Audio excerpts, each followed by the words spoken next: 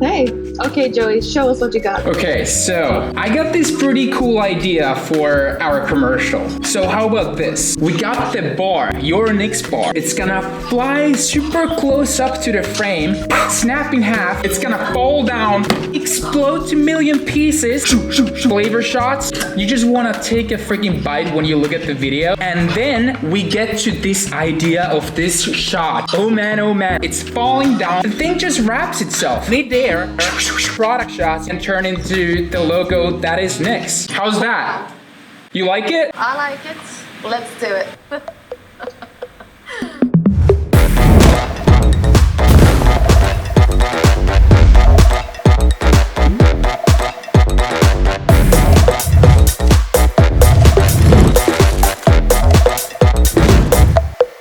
And how's it going, y'all? It is awesome to see you tune back in. So today we're jumping into the behind the scenes of my latest client shoot and breaking down the creative process behind the ideas I had for this shoot and how we turned them into this video. Coming up with ideas is never easy. And what adds to the pressure is when you got clients trusting your vision and paying good money for them. Not gonna lie, I feel like it never gets easier. This is where the time you spend on your pre-production really comes in play. Before every single production, I make sure I make the time to study the brand I'm filming, create mood boards together with the client, lookbooks of their colors and themes. This helps me understand who they really are, what we're selling here, and through that, what our approach could be. Doing the final shot, not sure how this is gonna play out, but I just thought it looked cool. One of the bars falls down from the lens, top-down shot, this tin foil, like so. Once it does that, we're gonna slow it down to 120p and then speed it up again as we move back in a continuous shot. So it looks like the bar is actually wrapping itself around this wrapping paper, and that's the shot that I'm trying to go after. The story is always the king, but I feel like it is with these shorter 15-second ads. It is usually that one idea for a shot that wows and knits that short story together, making it whole, memorable, and something you can really get excited about. You also don't want to do the same trick twice. Every new project should have something new to your previous line of work. Something that not only dazzles the client, but also you and later your potential future clients. Because you want to improve your skills and just become better as a filmmaker. The reason why I'm choosing tin foil for this is because the inside of the wrapping paper matches the color of the tin foil. And nobody's able to actually tell that the size is actually this big because it falls down so fast, and then when it wraps around it, I'd rather have like a larger paper so we see all that movement going around the bar as it wraps itself. If you got a client who took the initiative and was the one who approached you, remember that they did that because they probably liked your previous work. They've already seen your portfolio and some of your creative ideas in action. So don't be afraid to do you. So when you start building that idea for your next video, it is nice to look back at your earlier work. This is a great place to go for ideas. This is also what I do. I ask myself constantly how I can improve and make my previous shots even better and more awesome. I might just ask the client what was it and why they wanted to hire me in the first place. That should already open the lane for creative thinking. This is also where I came up with the idea for this shot that later opened my eyes to this entire project. After I did the shot, I had to give it a go on Premiere just to see how it is, if it works. So it'll fit on top of the next shot where we continue on a Lazy Susan, and then the speed jump goes and it just starts wrapping itself. I think it looks good. It's pretty much up to the next shot how it's gonna end up. So the shot here looks very, very simple, but it was the total opposite. Super time consuming to pull off, especially when you're coming up with an idea out of thin air to make it into something that's living and breathing. Borders of the tinfoil took a while to mask out.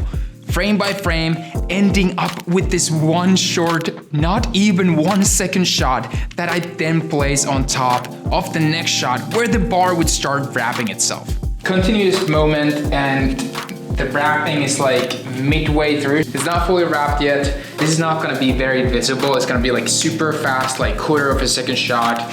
before we move to the next stage where it's wrapped a little bit more and then a little bit more. And after that, we do a push in and then speed ramp, it slows down. We go cut, cut, cut to 4 different flavors. Wrapping came together with placing the almost and then wrapped bars attached to the stick on top of my Lazy Susan. Continuous back end product shots with the different flavors also on top of that same stick floating in there. The entire sequence came together in the edit where I'd removed the sticks from my shots with simple wire removal on After Effects.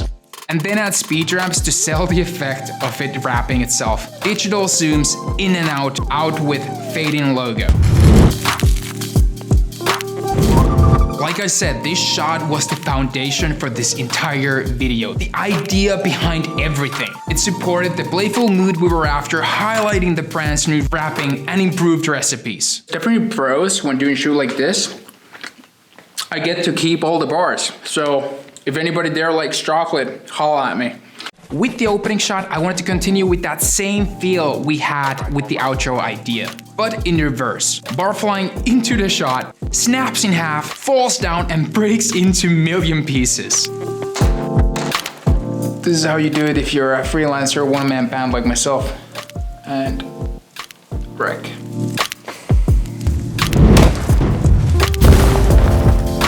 We would then dive into our tasty shots, showcasing all these various flavors and ingredients.